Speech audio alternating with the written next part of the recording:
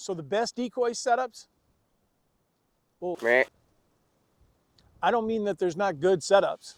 What I mean is that there is not a best. There can't be, because there's too many setups and there's too many turkeys that we're dealing with, and all of them got a different personality.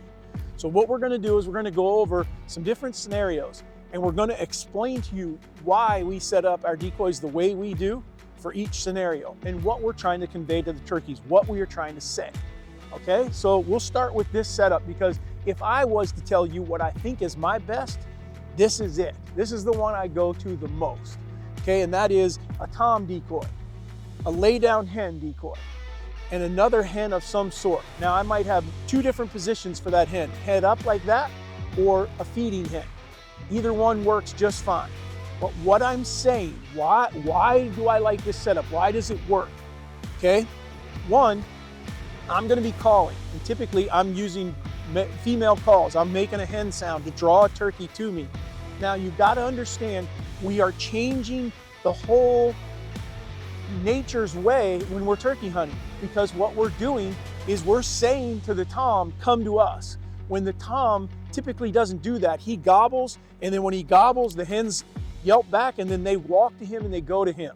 We're trying to get him to come to us. So the hen is key. I gotta have a hen there so that he visually sees what he's been hearing, okay? I would tell you that in this particular setup like this, I'm not big on an upright hen. And that is because she now is alert and looking somewhere else, which might alert him. I like a feeding hen. Why is it important to have an upright hen? Because if you hunt a place where the grass is tall or the terrain is rolling and things like that, sometimes you need a taller decoy. You want them to be able to see that hen from a distance, okay? So that could be another reason why you might want to use an upright hen. So here's the scenario. Feeding hen, she's calm, turkey strutting tom here, and a lay down hen in front of him.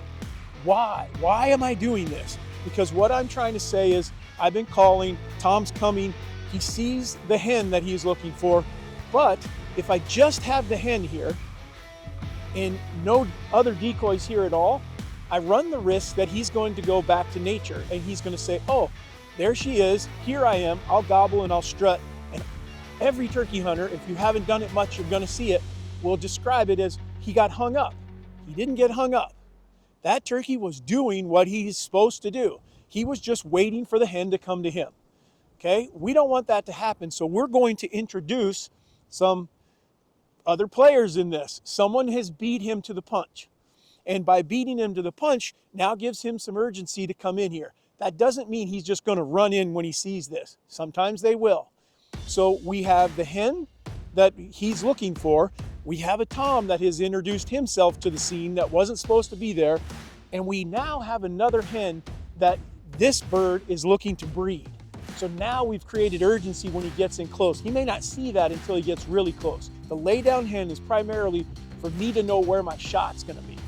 Because what that tom is gonna try to do that comes into this situation, he's gonna try to get in between this tom and that hen and this hen.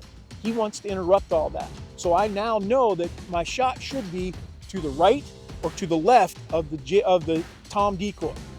Okay, so that's why this setup is so good. That's why I like this setup, because it says the most you can possibly say. Okay, now one thing that's just happened, and I want to point this out, is the wind is blowing and it's blown this tail sideways. And I want to see if I can get the decoy to turn to you so you can see it really good. That tail is sideways. You are saying something completely different now, but if you leave that tail, if you don't fix it, which you probably wouldn't if you were in the blind, you're now telling the tom that's coming in that you want to fight. When a tom tilts his tail to the side, he is now super aggressive. I don't want to have that posture on my decoy if I can keep from it. I want the tail to just be a regular strutting tail like that. That's what I would like to have. So this, in my opinion, is a setup that we go to all the time, but it's not foolproof. I'm telling you right now, we have turkeys that do not come to this. But I like this setup truly because I have everything.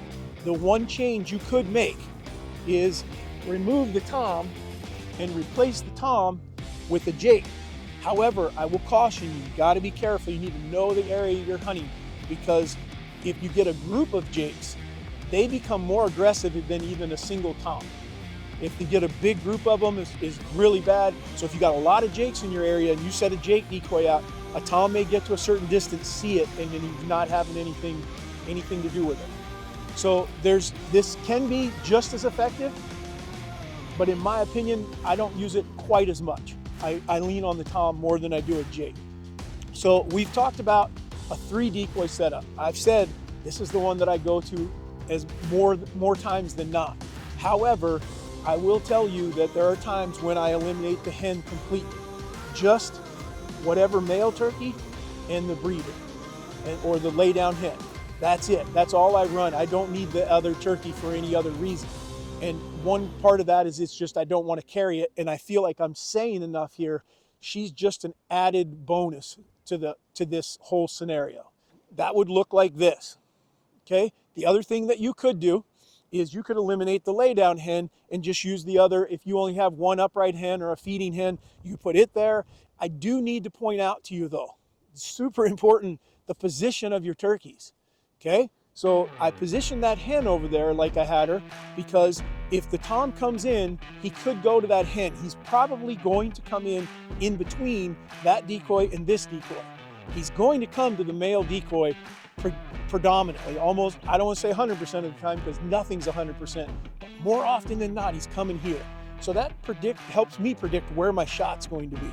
So hen, and I'm right-handed, so when I'm in the blind, I tend to put everything to the right because I can shoot more that way. It's harder for me to shoot back to my left. If you're left-handed, move your decoys over this way. We'll talk about position of your decoys in a minute. It's a whole different subject. Okay, so I've got a 3 decoy setup, and now I've got a 2 decoy setup. I can also take the tom out of this setup and completely get away from that and go to just a 2 decoy setup of 2 hens.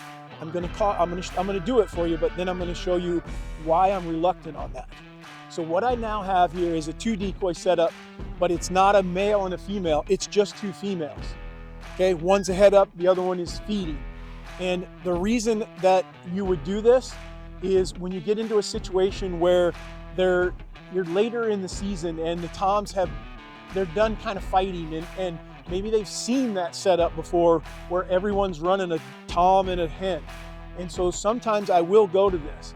I will caution you though, as I mentioned a minute ago when I was talking about this nature of what's going on here, you're gonna get toms that come to this hen decoy and stop. Because they see the hens. Once they see the hens, then they start strutting back and forth and they skirt around and they don't come directly in.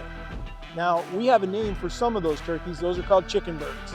Chicken birds, I don't care. You could have a hen, a jake, a tom. You could have everything out here or nothing out here, and they won't come all the way to the calling they hear or anything like that. Because they've been beat on so many times that they just won't, they know the game. They stay at a distance and try to get whoever's over there to come to them. You're not gonna be able to fool them with decoys. That's my reluctancy to use just a hen decoy. However, I've done it and it's worked for us, okay? And it's just a feeling thing. And typically I would tell you when I go to this is later in the season when I feel like I'm hunting birds that have been hunted, whether it's on your place or public land or whether it's the neighbors that are hunting them.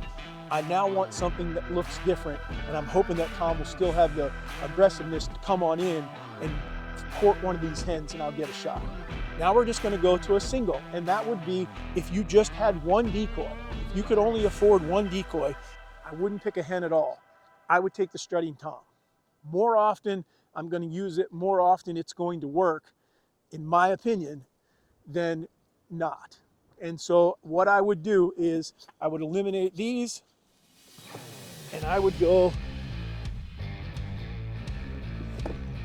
with just that.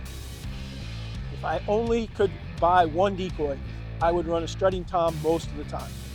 Couple reasons why. One, I'm saying something to those turkeys. I'm saying to them that they haven't seen the hen when they come into my calling, but they see a tom has beat them there, and there's a reason he wants to come and interact because he wants to get that hen away from him that he can't find.